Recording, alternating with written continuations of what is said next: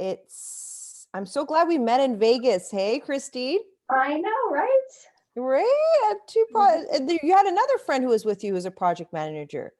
I did. I like to hang out with project managers. We learn, well, we all share tips, and that's why, I'm so happy to have you here. I'm just gonna, one second, I need to, okay, we're good to go. Okay. So without further ado, everyone, I'd like to welcome you to this webinar. Christine has over 18 years of experience as a senior project manager. Her latest job involved working with the cannabis industry. And same as me, we've both worked in cannabis, and we know there's a lot to learn, especially from the cannabis industry, because there's so many unknowns. And the hardest projects you'll find are those that you have to manage those risks, manage those unknowns, and meanwhile, try to move your agenda and execute pushing forward. So you've done a wonderful outline here of giving us 5 key lessons that you've learned about project managing in those under those circumstances.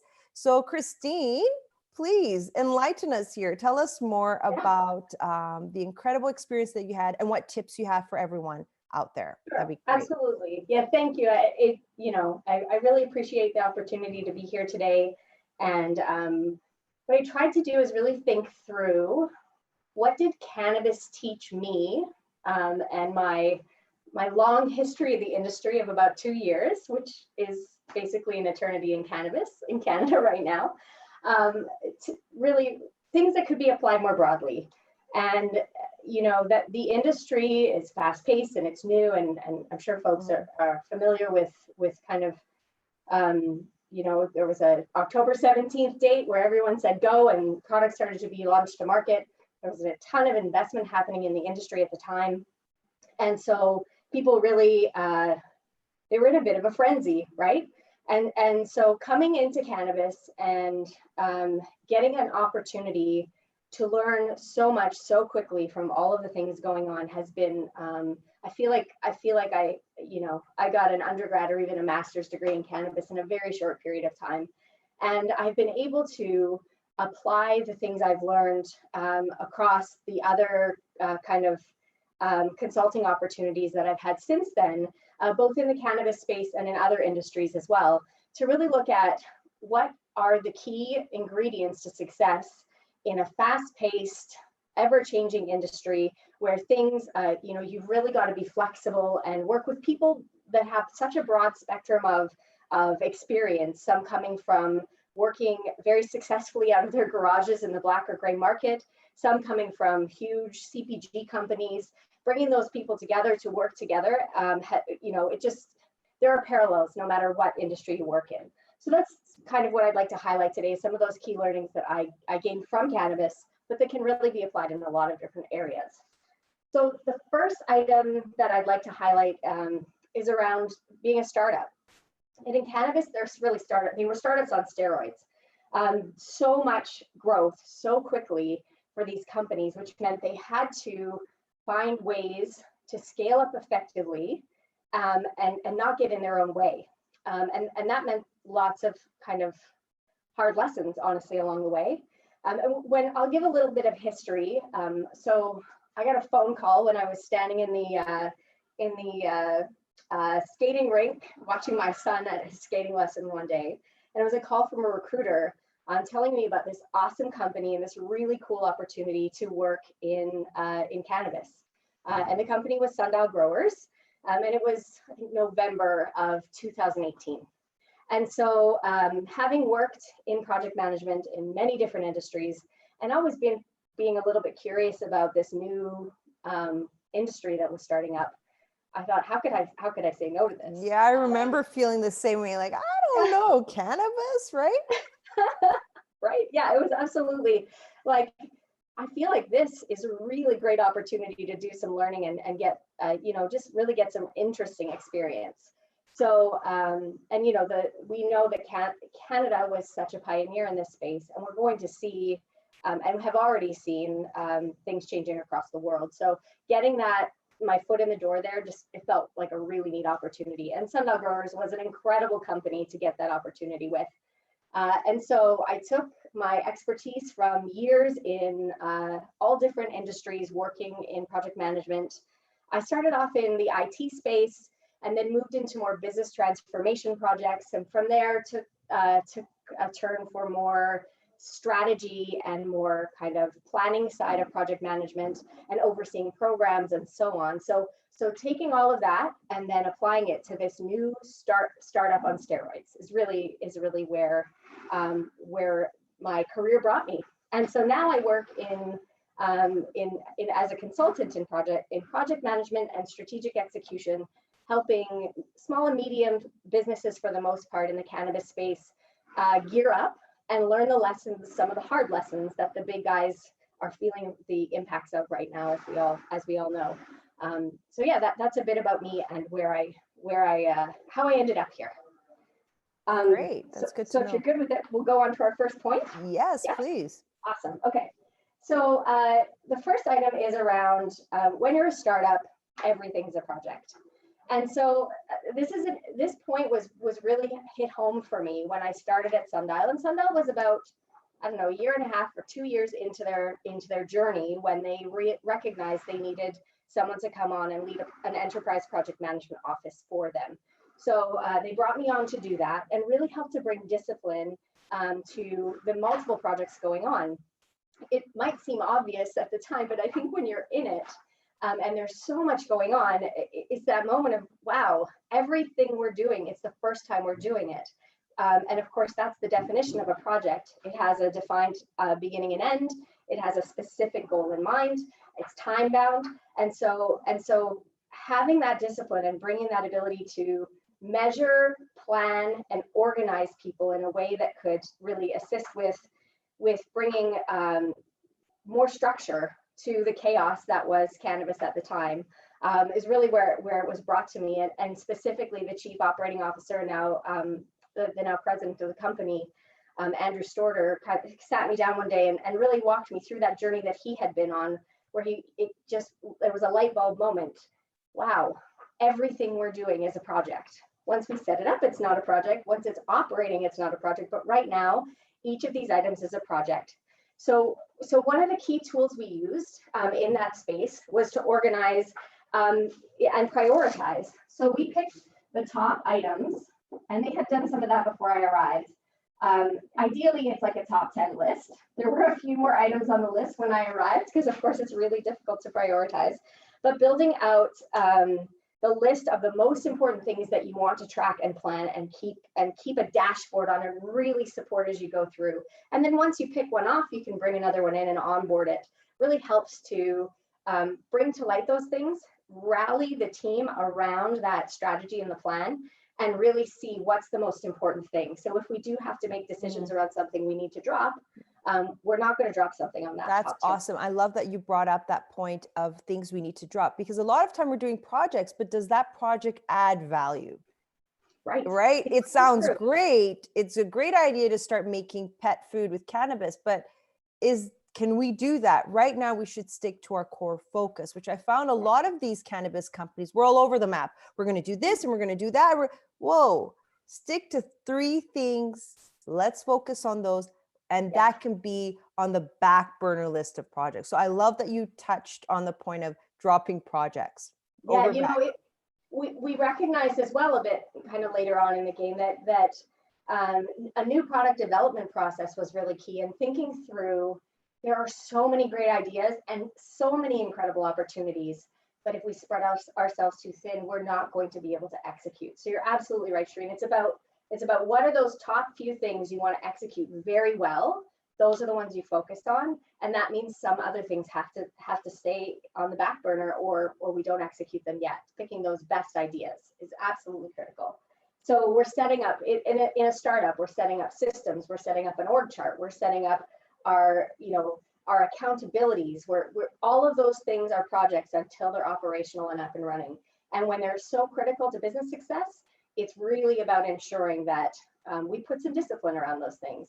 And one of the things that I get challenged on sometimes, and especially having come from large institutions, I worked at Alberta Health Services for quite a bit of my career, and there there's like 150,000 employees. It's a huge organization with a lot of bureaucracy, and that's just the nature of the beast. Obviously, it has to be that way given that it's healthcare. So the amount of due diligence, some may call bureaucracy, around project management is huge. And so really considering that project management is something you can tailor, something that is flexible, a tool you can use. Every project does not require a project manager. It's about thinking about the discipline around planning, organizing, executing, keeping people accountable, and making sure you're on time and on budget. It also really helps with being proactive around issue and risk management, which is obviously critical for the items that you want to focus on and prioritize. So that's where in project management or in startups, project management, everything's a project, and project management is really valuable there. It helps you track progress, which is exactly. Yeah. So the next thing, it's funny. So this is the situation where when everything is, when you have a hammer, everything feels like a nail. So you have some success in project management and you think this is the way to get things done. Now everything's a project, right? And you're trying to projectize things that don't naturally fit in that space. And I think an item that often gets put in that space that I would argue does not belong is when you're looking at your production planning. So you feel like it's a unique chain of events. You feel like it's time bound and all of those things, and you start to try to manage your production like projects. Each batch or each lot is a project. What I found when that happens is you end up with too much of the wrong type of focus. So when you're tracking production, there's a standard set of inputs and there's a standard set of outputs, and you want to track things like your efficiencies and so on. And that's why there's a whole profession around operations management. When you put project management into that space, and projects, of course, project management is around unique items that need additional planning capabilities at the front end, and then a really tracking of risks and issues and things throughout the project. It's not the same thing. There's some parallels, and there's some awesome tools in project management that do work in production and planning and in more operational items. But when we start to try to make everything a project and fit everything in that project management box, we get overhead we don't need, and we're using the wrong tool set for the job. Does that make sense, Shereen? Yeah, absolutely. So you basically set up a criteria of what is a project and what should not be a project, and you establish, in order for it to be a project, it has to be between this price range in budget. Yes, it has to have this many right. resources on it. So you set yourself kind of a template of what fits into that box so that you can put it into that project management box, which is awesome. Exactly. And it's not, and I think the other key ingredient is about, it has a unique outcome, right?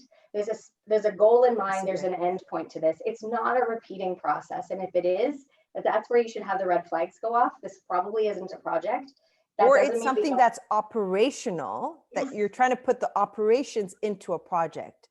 Mm-hmm. And but there can be, okay, so it gets tricky here, because what I found working in that space was that I had to develop a project to help them understand what is operations and what fits, to say, okay, we're going to have a tool that we're going to set up so that we can prioritize this as operations, or say, and the tool that we're going to set up will help you track your operational items. Right. Okay. So and it's that sort is of like a work order system. Yes. Setting up the tool, setting up the process, that's all a project for sure. It's when you start to try to then go further with that into the actual production process or a repeatable process that you really end up in a situation that doesn't work well. Absolutely. And I think some of the reason why people want to do that is because project managers bring discipline around some of the things that really should just be applied across business generally. We take minutes. We set agendas. We hold people accountable through action item tracking. We're tracking issues. We're tracking risks. We're being proactive. We're thinking about continuous improvement. It's part of our DNA. It's part of what we do. And it should be part of what happens throughout business in all of the different aspects. But because we bring that and because we do it well, we end up in that situation where we have the project management hammer and now everything's a nail. The nail, right? Good call. Yeah. Right. So I've been there. Yeah. It's, you know what it is? There's this saying that projects are easy until the people show up. Right? Yes. It's the project, you know what you have to do, and the team knows what they got to do. It's the managing of the resources, the egos, the feelings. There's all of that, the opinions.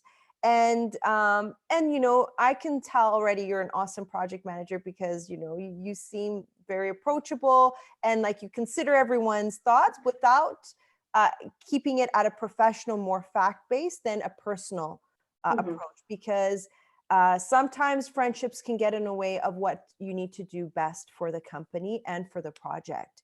And you always, as a project manager, have to put the feelings aside from what's best for the project. So good for you. Well done.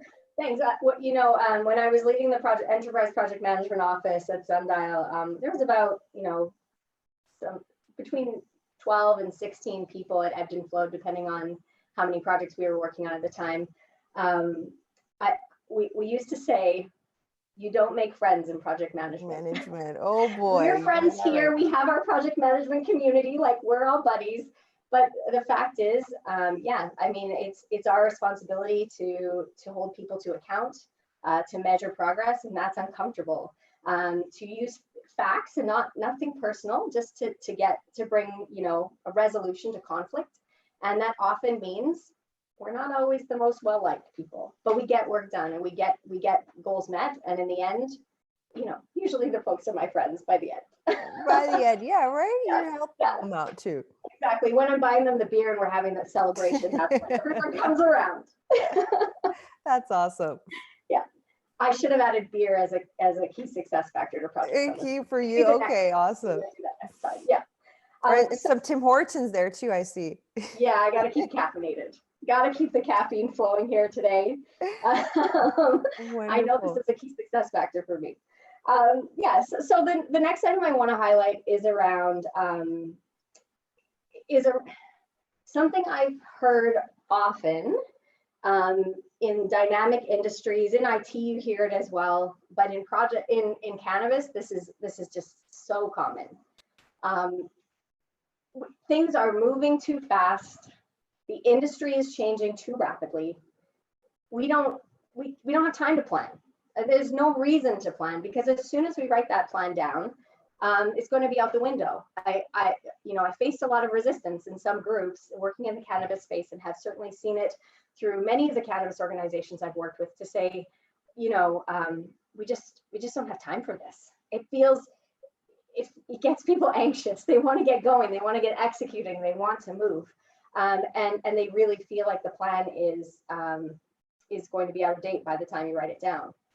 I would challenge that, and I have seen it firsthand, because what we end up seeing when we don't plan is that we have to replan and replan again. Cost overruns are out the door, and you have no idea how they got so high because you haven't been tracking. Timelines are just, a few months, sure, why not? I mean, it's not realistic. You don't have the ability to see what is actually reasonable, how many resources is actually going to need. And without that information, you can't calculate the return on investment or whether or not it's worth your time to go down this path. So it really has, I think, bitten many companies where they decided they're going to forego the plan and go straight to execution. And so, but one thing on that though, okay. Yeah. I agree with that. I believe don't do the litmus test where you're like, is it this, is it that? We'll figure it out. I believe plan at a high level, but don't get into the weeds. Because what happens through the planning phase is some get into the weeds and you're not getting anything done. And by the time you're coming to get things done, a lot of those details have changed anyways. So even with the planning phase, there's an art that project managers can tell you of knowing how far deep into it you really need to go. And then at that point, you got to start running with it. It's so true. I have tools in my tool belt, and every project's different, and I have to decide what level of planning. What I absolutely need is a scope and objectives, right? I need that in order to ensure we're all aligned on the vision. Where are we going? Wonderful. I Awesome. need a schedule. And it has to be 1,000 lines or more, and it has to be done through PERT analysis. I'm just kidding. It can. I was gonna say, whoa. All right, it's project management humor. So anyway, no, like a schedule can be drawn in Excel or Word or on a whiteboard in a room if you're all in the same place. We don't have to use the fancy tools all the time. We don't need all of those fields filled out in Microsoft. Actually, I want to touch on the point of tools, Christine, because what I found with the last company that I worked in, I'm sure you found this too, we were so into, oh, we got to get Zoho projects, we got to get and we got the tool, no one used it. Everyone went back to Excel or Smartsheet. So I'd say when you're starting off, stick to the basics, start off in Excel and work off that. But back to you on schedule, you're saying, so you need a scope. Yeah, you need a schedule, and you're absolutely right. The schedule does not have to be using one of those detailed tools. So many organizations are touting these tools and all of these roll-up dashboards and these fancy things you can do. And in reality, what it means is a project manager needs to keep a schedule in the tool and then the real schedule that they share with their staff. Well, the problem with that, I find, is the tool is only as good as the people who use it. And you find a lot of people don't use it. So then you're left there with the tool that they've spent so much money on. No one's using, you're not getting your updates because they don't know how to use it. So it's like, okay, scrap this, back to Excel. I'm sending you a sheet, fill it in, send it back to me. Exactly. I do love Smartsheet because I think it's a nice way, a nice hybrid of Excel with some of the calculations and ability to see the impacts of the changes you're making downstream in the plan. But you're absolutely right. The right tool for the job is important. And I love a good one-pager. Like, I love to print out something that people can put up on their desks that shows the overall timelines for the project and where they fit in. People love that stuff. It feels accessible and it feels real. And when they come to sit down at their desk on Monday morning and they see all the emails in their inbox and all of the things going on, and then they look over to their wall and they see this beautiful picture of the project and where they're going to go, it's motivating. It makes them want to do that first. So I find that is an incredible tool on PowerPoints or in Word. It doesn't matter, Excel. Those tools are really valuable, and especially in an industry like cannabis, where we're not dealing with people who come with years of IT experience. Gantt charts are really hard to understand, right? I mean, I love a good Gantt chart. I could Gantt chart all day long. And often I do keep something for myself where I do track progress in that format, but it doesn't work for the average person. Definitely doesn't work for the person who's been growing cannabis in their garage for the past 20 years. Like, it's not a tool of choice. So we have the scope and objectives. So we all agree on exactly where are we going? What does this look like? In a big project, that's in a charter. In a small project, it doesn't have to be. We have our schedule, and of course, we need to look at our resources. And that's not just, of course, money. We need to look at all of the things that go into the project. And do we have the humans to do this? Because so often we have, especially in cannabis, the money was flowing freely, but it was the people and the amount of things on their plates, and they just couldn't focus on all the things that were being handed to them. So really thinking carefully about, this is going to take 10 FTEs, and we're going to need your most critical people that are actually contributing to growing the plants, to producing, to making us money. Can we sacrifice those people for 25% of their time to roll out this system or to build this process? We really need to think carefully about these things. Or even, Christine, at that point, knowing when to outsource. Absolutely. Right? We will save more money. I feel like a lot of times, especially in the cannabis industry, we would have saved way more money had we outsourced it to someone. They would take on that project as their own. It's so true. It's so true. And I think if so often it was so focused on, you come up with an idea, you think it's going to work to execute the project, and you go. No analysis done on other opportunities or ways to get this thing done that might have been quicker, easier. could have potentially been looked more costly on paper, but when you look at the criticality of the resources you need from your business to execute on that project, it's a no-brainer to outsource. You're absolutely right. Okay, should we move on to the next? So the next item is around project management providing momentum. So through my career, and especially as I moved on into larger and larger projects, I had teams dedicated to me. I had mission critical projects with resources. Are we good? Are we good? We're good? You can hear me? I can't hear you anymore. Oh, can you hear me now? Sorry. Yeah, Okay, good. Yes. You know, mission critical projects, lots of resources, you know, walking around like my stuff doesn't stink, because I've got these really mission critical projects and people are really focused on my success. Coming into a space where there's resistance to project management because it feels like overhead and bureaucracy, coming into a space where there are so many projects going on, and you've got to find a way to make sure people really understand the criticality of the goals and the project, the specific item, when there's so many other things, and a lot less clarity because these organizations are less mature, and it feels a bit chaotic. It's a different environment to manage a project in, and where I found I was able to provide value is not in project charters or schedules or any of those tools that I bring to the table. It was around the basics of holding people to account to deliver what they had committed to on time. So things that are being managed by project managers with just the tiniest bit of project management discipline, those are the things that get done. Because those are the things that people are checking up on. Those are the things where you're having status meetings and you have to sit in a room with your peers and say, I said I would do that last week and I didn't, right? And so often people are actually doing the work that they were assigned last week, 10 minutes before the meeting. I'm okay with that. At least it got done. So some of that basic discipline around project management and just the very basics, it provides momentum. And so when you have items that are mission critical, and you assign a project manager, that is a key piece of value that you get. And for me, having to take a step back and really think about how do I sell project management and the value I bring to people who have had no exposure to it. Right. That was a key piece around momentum, accountability, and moving things forward. Well, I think the value is just right off the bat, you mentioned it, is you bring to light a lot of points that they would have missed. Yeah, it's so and true. You bring structure to say, it's basically when you have an instruction manual for your IKEA furniture. I've got all the pieces there, right?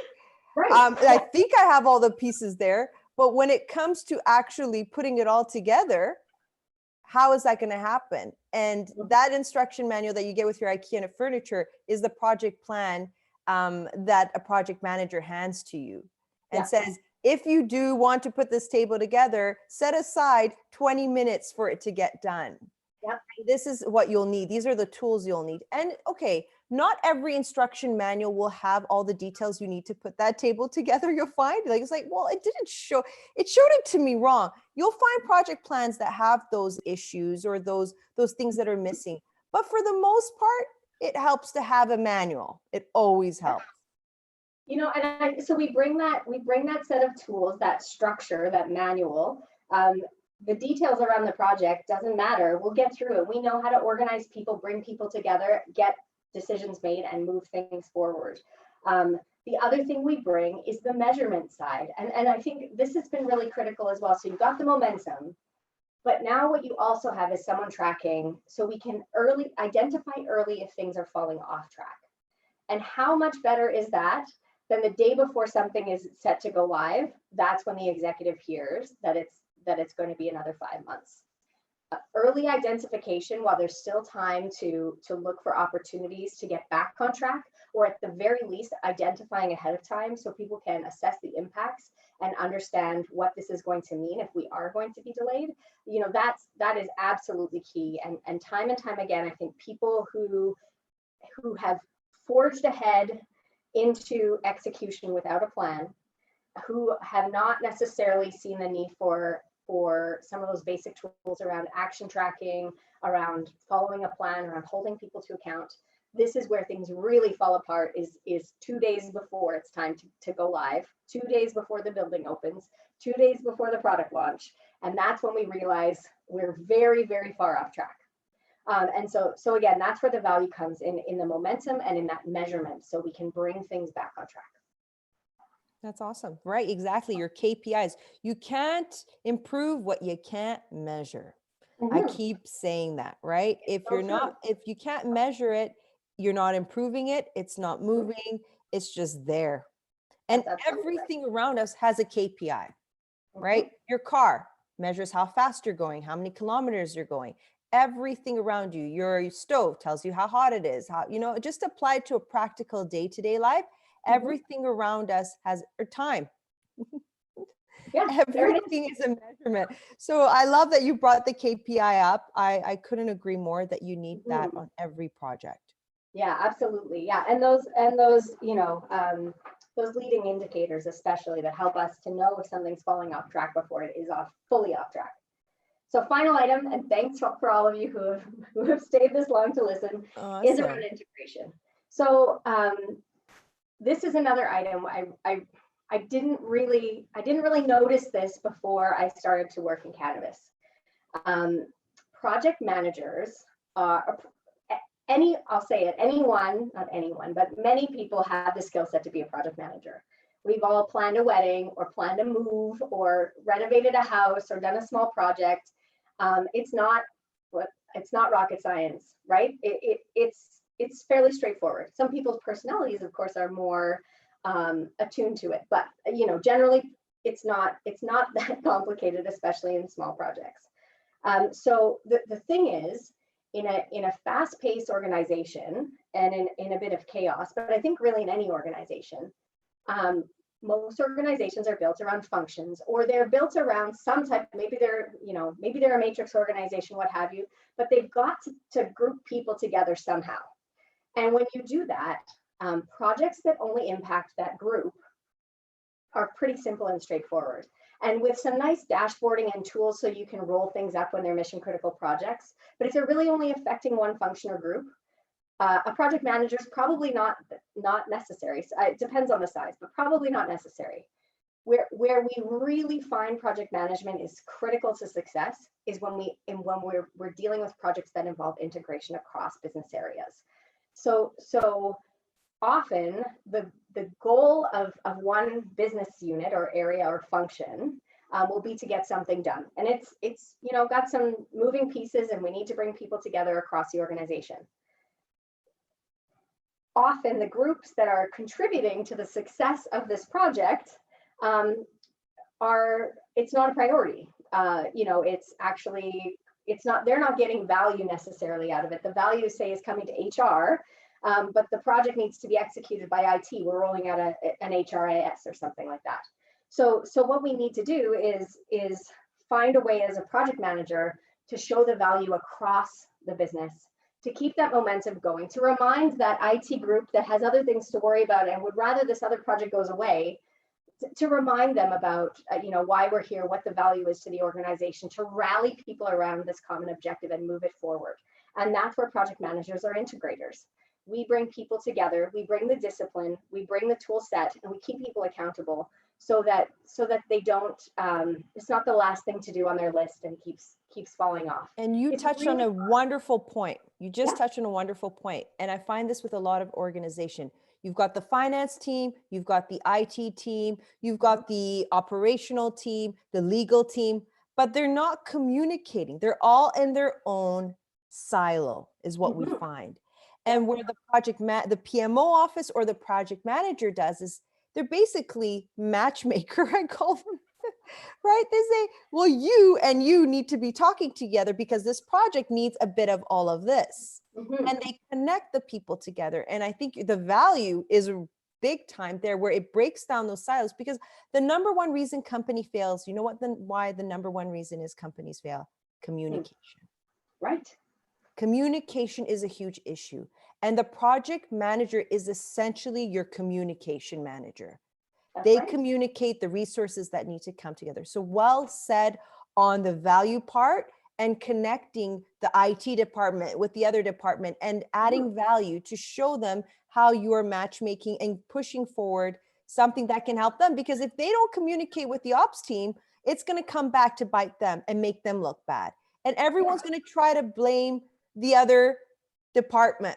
But what we have to realize is we're all on the same team, and a culture of blaming is not a good culture for any organization. Yep, you're absolutely right. And so that integration, coming in as a neutral party to say, because it's if you're HR and you have to tell IT what to do. First of all, you probably don't know exactly what they need to do, but it's difficult, right? Like everyone has their own priorities.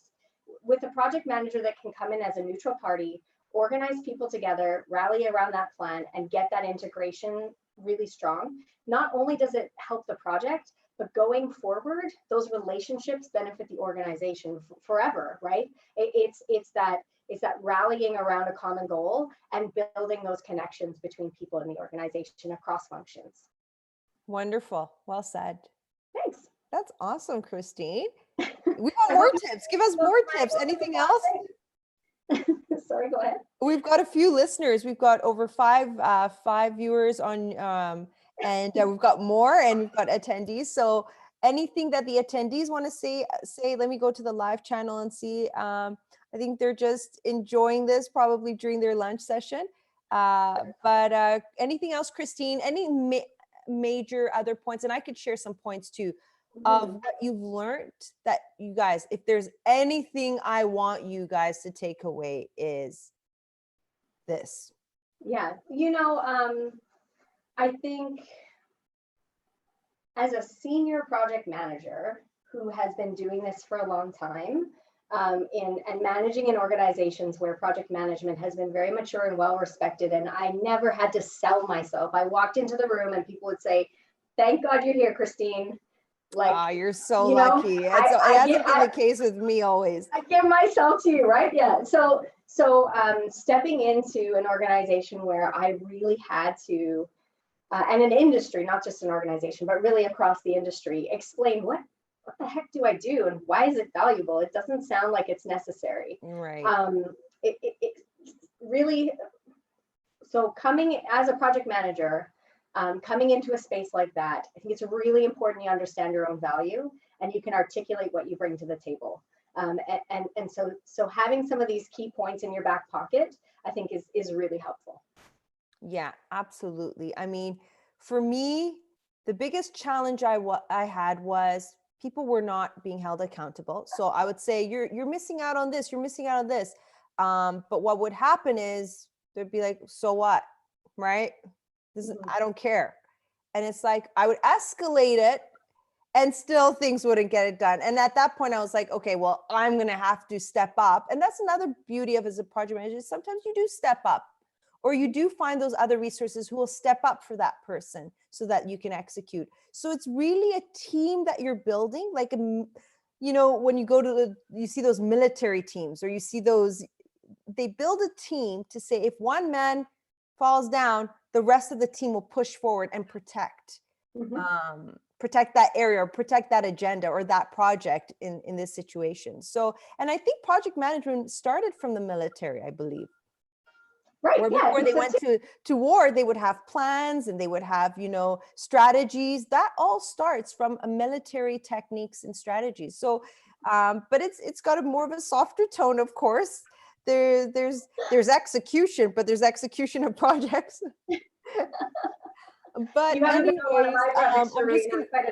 I'm a drill sergeant over here. You drill sergeant, right? But yeah, for sure, communication is huge. You got to communicate. You got to break down the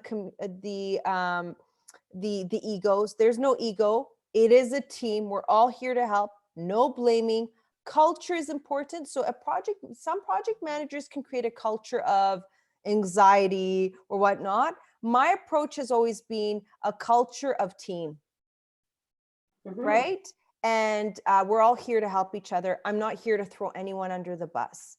I'm here to empower you and empower each other as a family. I want us, by the time we're done, we're a family here. And And this means a lot to us. And we own this and we care about this versus, oh, well, that's important to the culture and the people side of things. We can't forget that. It's so true. I've seen, especially early in my career, some project managers who bully their way through projects. Oh yeah. And what they get is delivery on the bare minimum. No one is going to come to them and tell them if something's going wrong. No one's going to tell them if their plan is actually not going to work.